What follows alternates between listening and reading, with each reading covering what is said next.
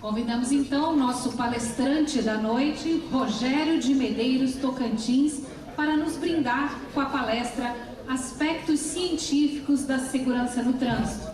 Rogério é graduado em Engenharia Mecânica, especialista em Políticas e Gestão de Segurança Pública e perito-chefe da ACI, da Polícia Científica de Santa Catarina.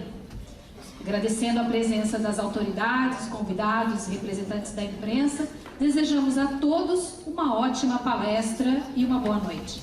Boa noite a todos. Em primeiro lugar, gostaria de parabenizar aos organizadores do evento, pelo evento, pela organização. Eu já organizei eventos, sei bem o trabalho que dá, toda a logística envolvida.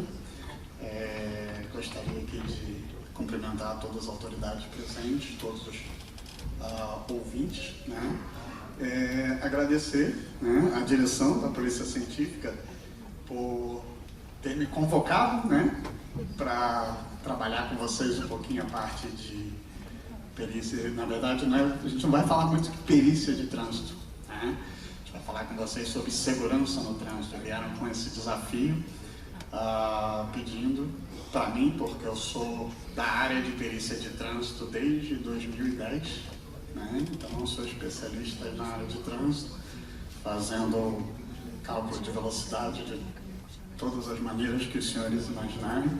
Sou engenheiro mecânico, formado aqui pela nossa querida Universidade Federal de Santa Catarina. Tenho especialização na parte de trânsito, também tenho especialização em outras partes da perícia de incêndio, já atuei em local de morte, enfim. Nós temos aí um leque vasto. E a ideia é trazer para os senhores aqui alguns questionamentos, na verdade, levantar para os senhores algumas informações de uma maneira um tanto técnica, relativa à segurança no trânsito. Como bem disse o organizador do evento, o senhor Antunes, eu também defendo a questão da educação no trânsito. A educação é que vai resolver o problema do trânsito. Agora, eu costumo trabalhar, principalmente, por exemplo, com meu filho, de uma forma sempre técnica, mostrando para ele, isso é assim, se fizer isso, é assado. Você escolhe qual é o caminho que você quer tomar, certo? E é isso que a gente vai fazer aqui nessa apresentação a respeito de segurança no trânsito. Então vamos lá.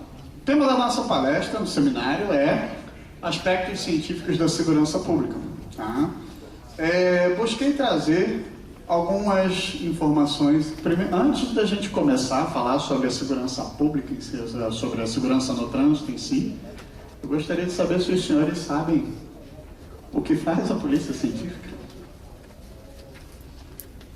Geralmente a cena da Polícia Científica que os senhores conhecem é essa, que aparece lá no Jornal Nacional, no Fantástico, Ou é aquele pessoal lá que vai lá pegar o corpo, que vai pegar o cadáver.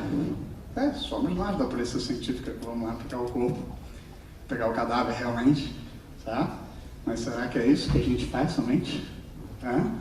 Então, por gentileza, próximo slide. Eu vou aproveitar a fala do diretor Kennedy, Quem aqui tem carteira de identidade? Os senhores são clientes nossos, Os senhores são clientes nossos, Nós somos responsáveis, o órgão responsável pela carteira de identidade, de toda a população catarinense. Qualquer cidadão que queira exercer a sua cidadania, vai lá na Polícia Científica, antigo Instituto Geral de Perícias, que recentemente virou Polícia Científica, e faz a sua carteira de identidade. Mas a Polícia Científica não tem só como atribuição fazer carteira de identidade. Ela trabalha com todo e qualquer tipo de crime, certo? Então, o que acontece? Nós temos parte de documentoscopia, fraude de documentos, falsificação de documentos, tudo isso a gente atua. Pode passar o próximo slide, por gentileza. Nós temos, por exemplo, essa parte de documentos, ela está caindo em desuso. Por quê? Porque o mundo está ficando digitalizado, certo? E esse mundo ficando digitalizado aumentou potencialmente os nossos crimes na área de informática. Nosso diretor adjunto sabe muito bem disso, ele é perito dessa área, né? Aliás, um dos melhores que eu já vi na minha vida, né? E ele trabalha muito, sabe o quanto cresceu a demanda, quanto ficou grande a demanda a respeito desses crimes. Pode passar o próximo slide, por favor? Nos crimes de informática, certo? Principalmente, né, diversos crimes de informática, nós temos principalmente aí um problema muito grande, que é o crime de pedofilia, certo? Então, a informática, ela atua de uma forma extremamente importante para criar as provas materiais para que esses pedófilos paguem pelos crimes que cometeram, certo? Além disso, é a informática que busca em toda e qualquer mídia. Hoje em dia, isso aqui tem a tua vida, é ou não é? Certo? Pois é, a gente vai escolher isso tudo aqui para saber todos os crimes que são cometidos, certo? Inclusive, levando à prisão pessoas, por exemplo, que estão lá ameaçando, né, as mulheres, violência doméstica, certo? Violência contra mulheres, casos de estupro, vai para o nosso laboratório busca lá identificar quem é o autor. Nós temos aqui integrantes da justiça, corrijam se eu estiver errado, o juiz que está lá no final do processo judicial, ele está atrás de duas coisas: um, materialidade; dois, autoria, tá? O que é a materialidade? Houve crime ou não houve crime? Em havendo crime, como é que esse crime aconteceu? Somos nós da Polícia Científica que vamos buscar tentar comprovar cientificamente como esse crime aconteceu, certo? E, claro, identificar quem é o autor. Por isso que nós temos um laboratório para buscar aí a autoria desses fatos, certo? Pode passar, querido. Além disso, nós temos toda a área de áudio e imagem, né? Onde você tem pesquisa de comparação de locutor, edição de imagem, edição de áudio, cálculo de velocidade por câmeras de monitoramento, que os senhores têm um certo interesse, né, em saber da velocidade que o veículo se encontrava no momento do acidente, comparação facial, pode tocar crimes contra a vida, certo? Homicídio, suicídio, certo? Saber qual foi a causa-morte, como é que foi a dinâmica do crime, tudo isso a Polícia Científica faz.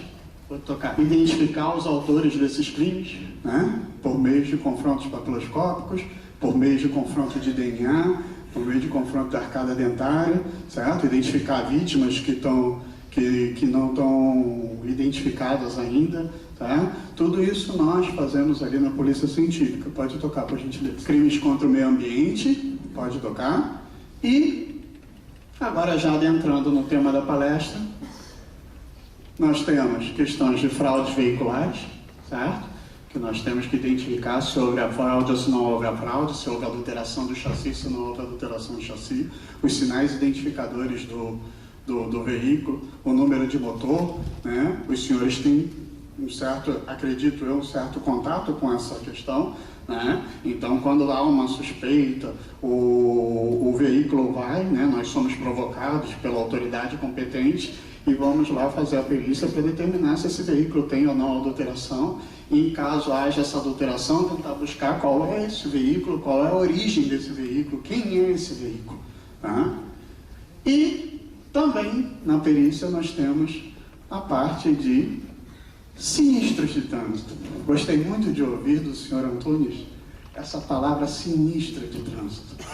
É algo que eu defendo desde 2010. Por quê?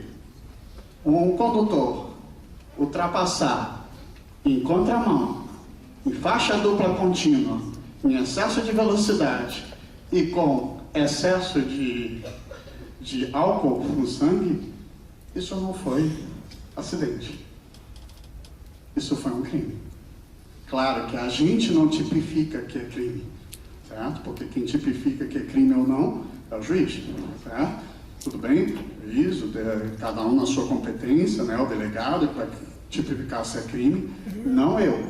A mim cabe o quê? Dizer que houve um sinistro de trânsito. Mas essa palavra acidente de trânsito, ela tem que acabar.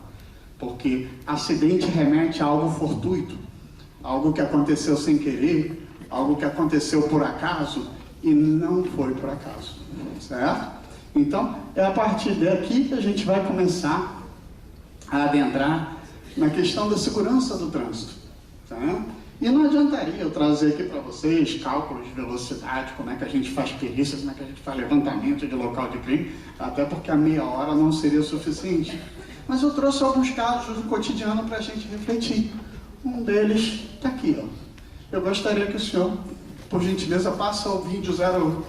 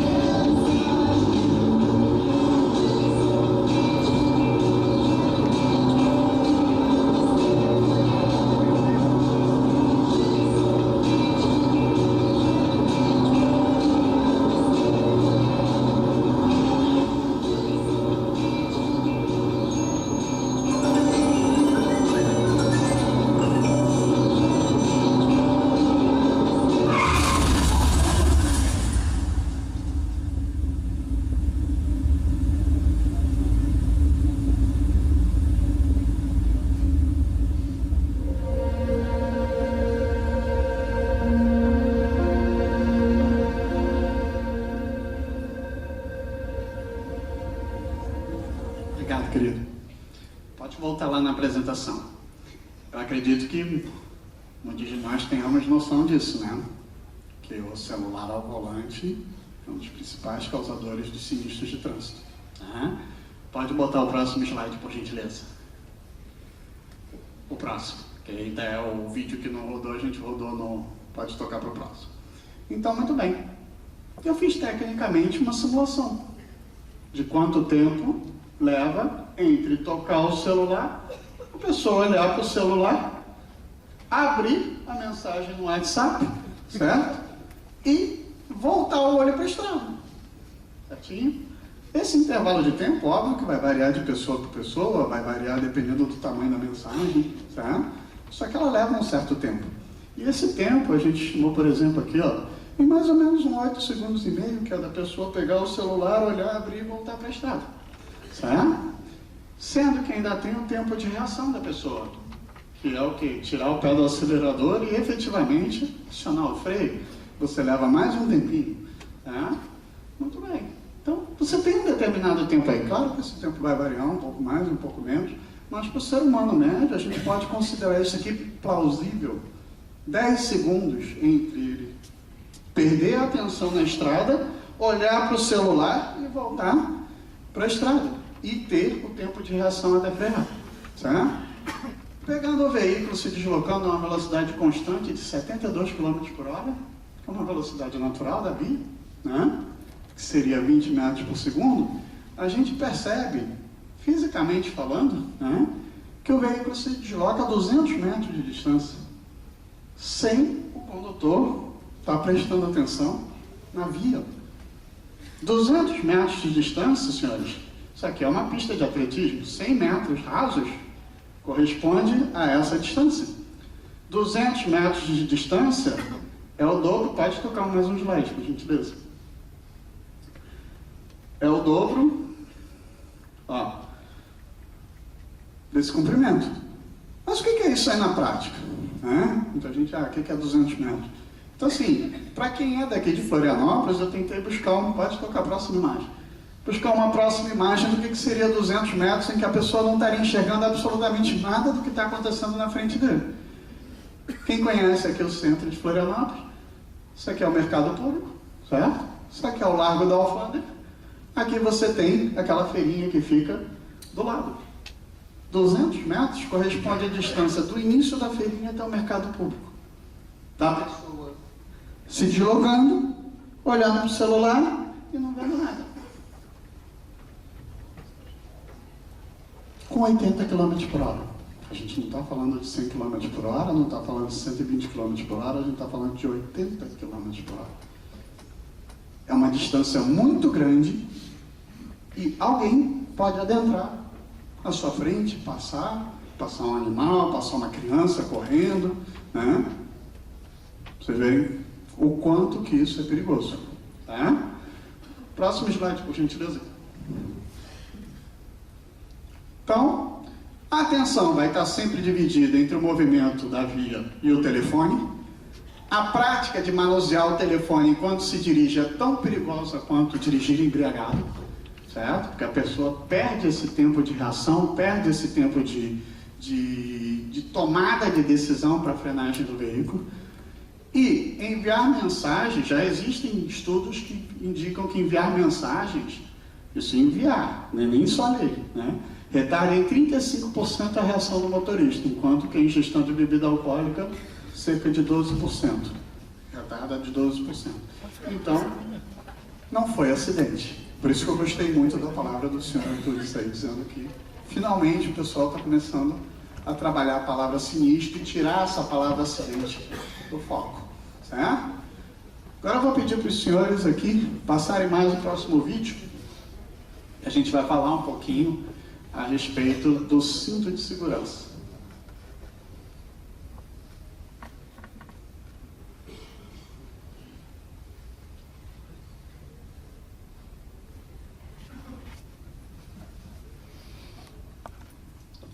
Nós vimos aí um ensaio de crash test, esse ensaio tá... Eu acho que tem que voltar um slide. Ah, não, esse é o próximo vídeo, né? Volta lá para a apresentação, por gentileza.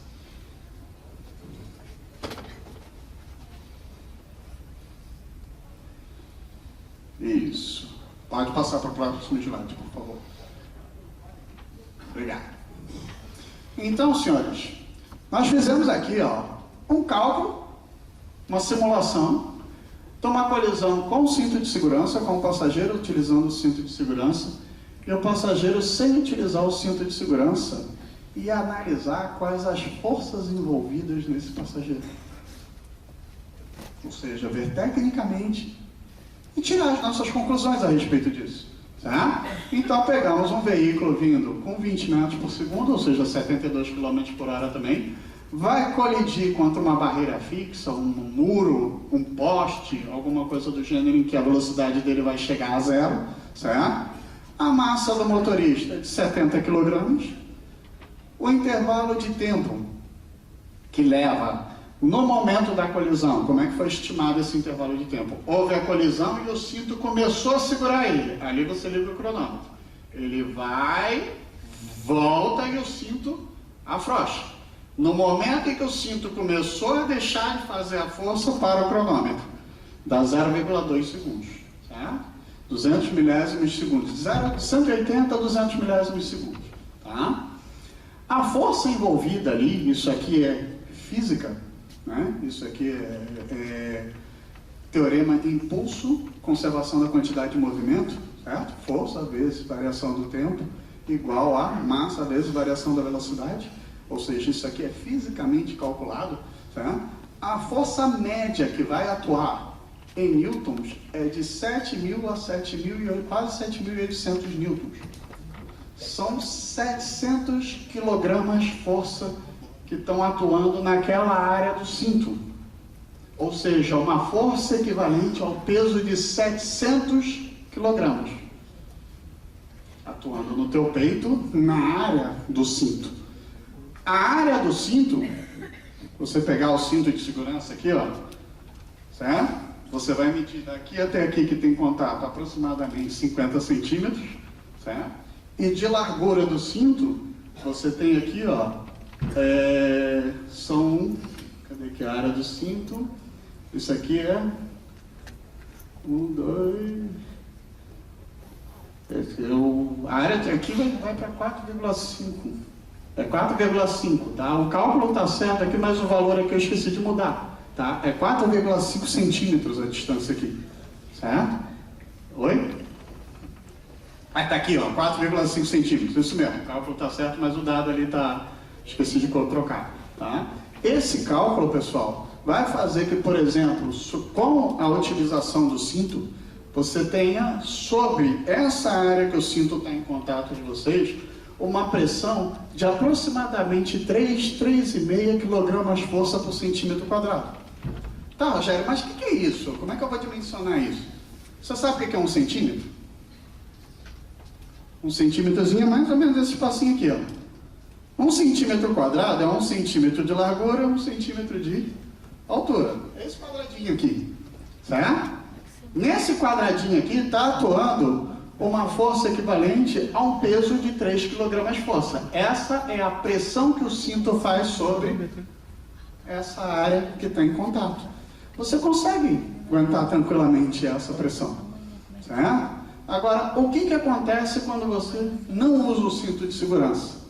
A partir do momento que você não usou o cinto de segurança, na hora do choque, você vai para frente, quem vai parar vai ser a sua cabeça no volante, certo? Ela que vai estar com 72 km por hora, vai bater e vai parar, certo? Muito bem. Vai haver essa variação de velocidade na massa do condutor, certo? Só que o intervalo de tempo desse contato, ele é muito menor. Isso medido pelas imagens. Pelas próprias imagens, a gente foi lá e conseguiu medir quanto é que vale esse intervalo de tempo. De 35 milésimos de segundo a 40 milésimos de segundo. O que isso acarreta? Isso acarreta numa força média de 35 mil newtons a 40 mil newtons. Ou seja, é uma força média de 3.500 kg-força a 4.500 kg-força. Uma força muito mais intensa, 5 vezes mais intensa, certo? Do que seria essa força ali com o cinto. E não é só isso, porque no cinto você tem uma área que corresponde à área de todo o cinto, concorda? Mas na cabeça, quando você for dar a cabeçada no volante, a área que vai atuar vai ser só essa aqui, ó, certo? Estimando essa área com 8 centímetros de contato, certo? E 3 centímetros de largura, essa é a área da sua testa que tem contato com o volante. E essa área da sua testa que tem área com o volante, quando você calcula a pressão, que é força sobre área, essa pressão vai ser muito maior do que os 3 kg-força por centímetro quadrado. Em cada centímetrozinho quadrado agora da tua testa, vai atuar cerca de 150 kg-força. Gente, o que corta, o que quebra, o que fratura, é essa pressão elevada. Vocês ouviram falar aí do tal do submarino que desceu aí para ver o Titanic e implodiu? Ele implodiu devido a tamanha pressão, certo? É isso que mata, certo? E aí, meu amigo, você escolhe. Você quer usar o cinto ou você não quer usar o cinto? A opção é sua. Vocês entenderam? É claro que é muito mais seguro, importante, utilizar o cinto de segurança, certo? Então eu só estou trazendo esses dados à tona para que vocês tenham ideia, dimensão do que seria usar o cinto e não usar o cinto. Que efeito essa força faria sobre você? Qual seria o efeito da força, da pressão exercida sobre você? Tá? Pode tocar o próximo slide. Obrigado. Os airbags. Será que tem um efeito semelhante ou não? Pode colocar aqui o próximo vídeo.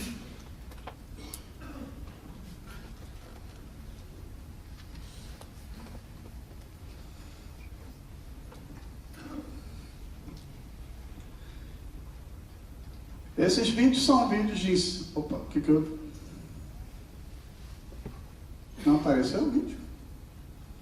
Ó. Esses vídeos são vídeos de ensaios de crash test, certo? Que está sem o airbag, né? O primeiro ensaio. E o segundo ensaio com o airbag. Vocês podem perceber que aqui no canto inferior da tela ó, tem um temporizador em milissegundo. E é vendo isso frame a frame que a gente conseguiu estimar todos esses tempos, tá? Então eles não estão muito longe da realidade, certo? Com ou sem o airbag. Pode parar, segura isso aí, segura. Isso, obrigado. Senão estraga a surpresa do próximo. Volta lá para a apresentação, obrigado, querido. Toca o próximo slide aí, por gentileza. Pode tocar o próximo, que aí é onde estava o vídeo que não estava ali. Então agora a gente fez essa mesma comparação, só que com o airbag e sem o airbag. Sem o airbag vai dar o mesmo efeito lá, exatamente o mesmo cálculo, certo? Exatamente o mesmo cálculo, não mudou nada, certo? Só que com o airbag faz o quê? Ele aumenta o tempo, né, de interação, porque você vai ter todo um menor intervalo de tempo freando, certo? Porque o airbag infla, você leva mais tempo para parar. E além de aumentar o tempo para parar, a área de contato fica maior. Por quê? Porque aquele airbag abraça o seu rosto. Então, não é? Então você fica com toda essa área de contato. E esse artifício técnico faz com que a pressão sobre o seu rosto, olha lá, reduza para valores semelhantes ao do cinto de segurança. Então é importante ter o airbag no veículo. Ele é importante para a segurança no trânsito. Certo? Pode tocar o próximo slide. Hábito comum de muitos passageiros: colocar o pé no painel. Certo? Pode tocar o vídeo, por gentileza. Só que desde o início.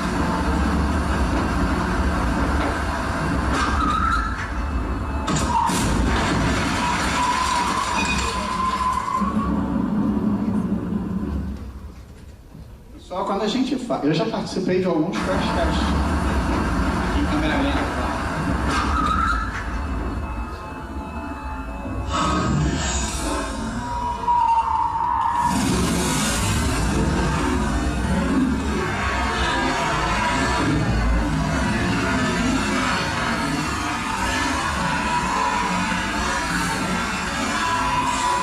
Pode parar, querido. Obrigado.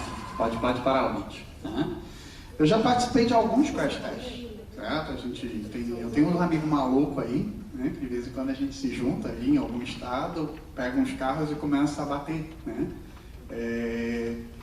E a gente faz esses ensaios reais, assim, de colisão, né? Por os diversos tipos de colisão que existe, para a gente analisar se os cálculos que a gente está fazendo, se a metodologia que a gente está fazendo está batendo com a velocidade real do veículo, né? E a gente tem essas comprovações, é assim que a gente faz essas perícias. Óbvio que a gente ainda não fez, né? Isso aqui não é um crash test meu, isso aqui está disponível na internet, mas dá para perceber muito bem o que acontece com a perna, não dá? Certo? Num caso de sinistro de trânsito.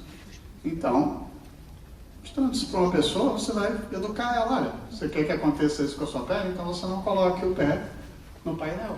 Né? Porque muitas vezes as pessoas acham que você está chato, você está insistente. Pode tocar o próximo slide.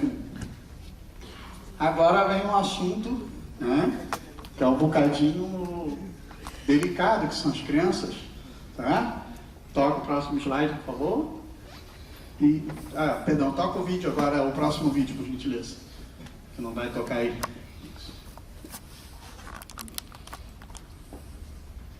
É comum das mamães segurarem os bebês assim no veículo. Sitting on the lap of an adult who is not wearing a belt is not as safe as you might think. This US crash test proves the point very effectively.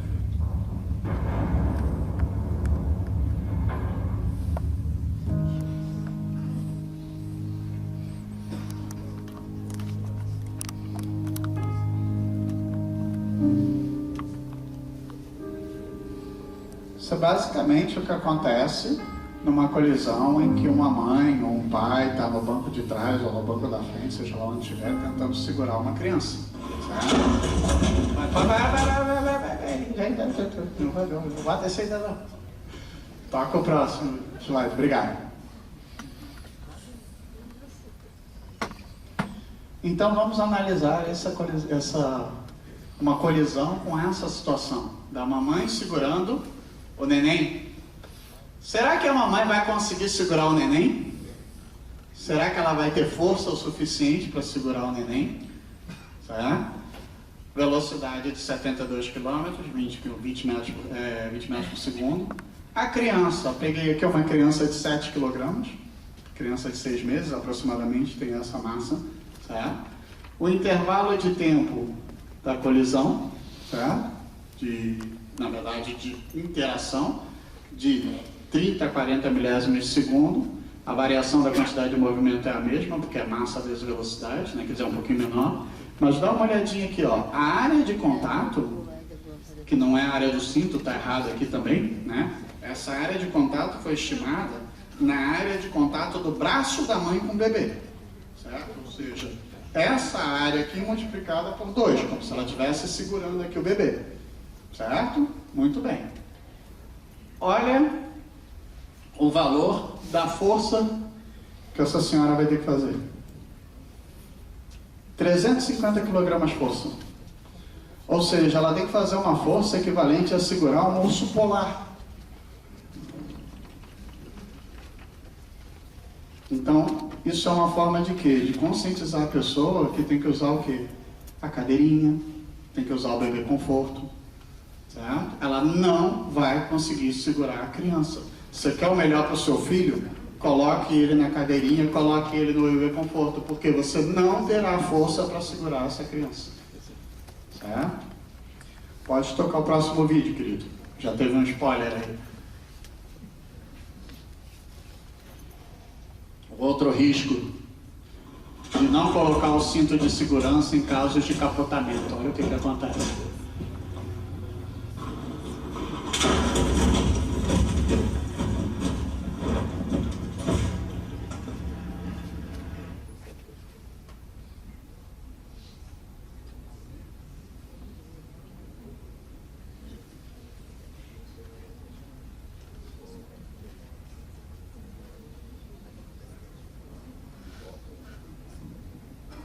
Tem imagens de dentro do carro também.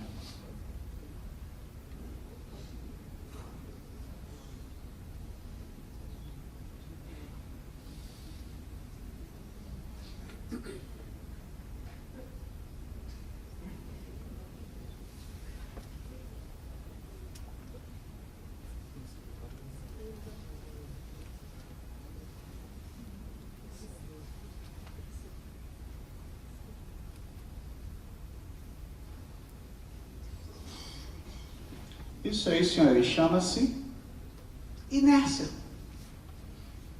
A tendência que os corpos têm em permanecer no seu estado de movimento. Você está em movimento, a sua tendência é continuar em movimento. Então, o que acontece? Eu estou indo para lá. Quando o carro vira para cá, minha tendência é continuar a ir para lá, não é? Então, eu me sinto jogado para o lado de fora. Num capotamento, o que acontece é isso. Não é que a pessoa tem uma força e joga ela para fora, ela está indo naquela direção, quando o carro capota, ela vai querer ir naquela direção. E uma hora a janela está aberta, ela não vai conseguir se segurar, vai sair voando. Aconteceu recentemente, né, um sinistro desse, nos Lençóis Maranhenses, em que infelizmente um parente de um colega nosso estava presente no veículo e faleceu. Então, é importante. Não, mas eu estou no banco de trás, não vai acontecer nada. Não? Não vai acontecer nada. E não adianta você achar, não, eu consigo me segurar. Não vai se segurar. As forças envolvidas são muito fortes. Então, eu trouxe, pode tocar aí, querido, por gentileza. Eu trouxe para vocês, pode tocar? Aí teve o vídeo, né? Pode tocar. Eu trouxe para vocês esses casos como forma de reflexão, né? Até uma coisa interessante, porque essa ideia surgiu quando me trouxeram esse desafio de trazer alguma informação sobre segurança no trânsito. Eu sempre tive curiosidade de fazer essas contas e entender quais são os tamanhos das forças envolvidas, né? Talvez a gente incremente aí nas nossas palestras, né, para as escolas, né? Os senhores fiquem à vontade para comentar também. Isso não é um protagonismo da polícia científica. Quanto mais pessoas os senhores conscientizar, mais vidas estarão sendo salvas. E detalhe, a gente não vai saber dimensionar quantas vidas a gente salvou. Mas se você tiver salvado uma vida só, já valeu a pena. Tá bom? Pessoal, muitíssimo obrigado, tá? Uma excelente evento para vocês.